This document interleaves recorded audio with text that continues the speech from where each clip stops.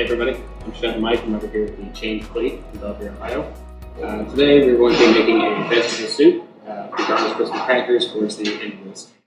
So this is a pretty straightforward recipe, endlessly customizable, but for today's purposes, we've already gone ahead and pre-done our mise en place to expedite the process a little bit. So to begin, you're going to want to get yourself a nice flat-based stainless steel pot. It's going to help with more even cooking throughout the process. Again, make sure you've pre-measured everything before you start the process.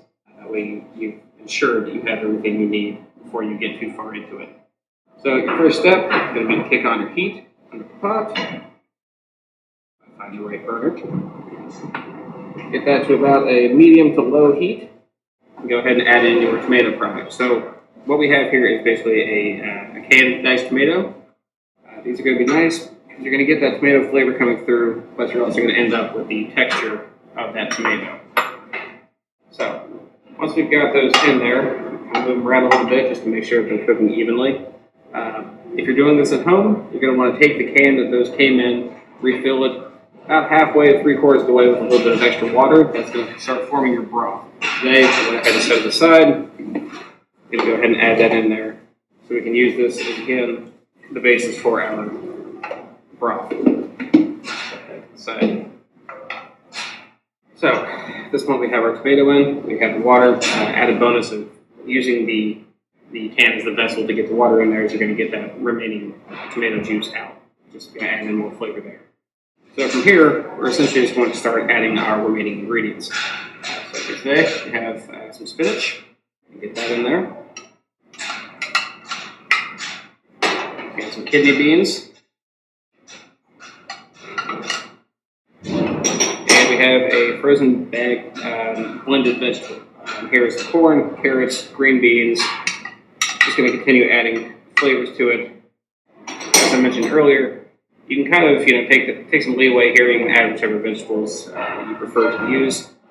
The beauty of this is using predominantly canned and frozen product. The soup is going to cook much quicker than one alternatively. So we're going to essentially let this ride for a little bit until it comes up to a nice boil for us.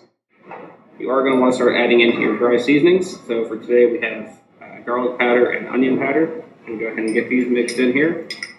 I'm going to add just a little bit more flavoring in there.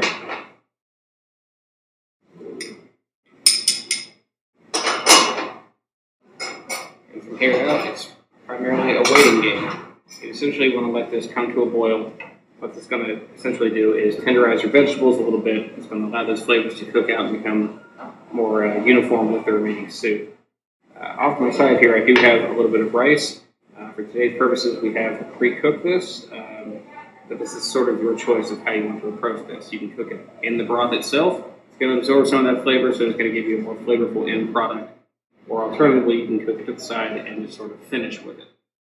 For my money, I like finishing with it. It just ensures that the rice is not overcooked during the process. It gives you a little bit more control on it. So, got a nice simmer going. I'll go ahead and get this added in there.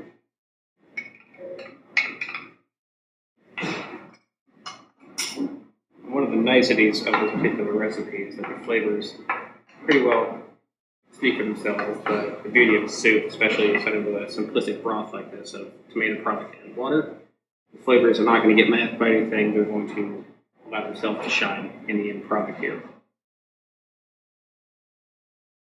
So, we'll come to a nice boil here. We're going to go ahead and turn the heat down just a little bit. Now, if you're doing this at home for a dinner party or if you're just cooking it for yourself, you may want to allow it to just kind of hang out on the stove for a little bit, maintain its heat. If you're doing some meal preparations for the week, soups do tend to take on a new life after a couple of days of sitting. So for today's purposes, I have gone ahead and pre-plated one of these for us, which are over here to my right. I have here some soup in here. I've added a couple of rosemary sprigs for garnish. And of course you have your crackers. If you choose to just garnish on the side. Alternatively, you can serve them on a side plate. That is our vegetable soup. We'll be back with the next recipe. Thank you very much.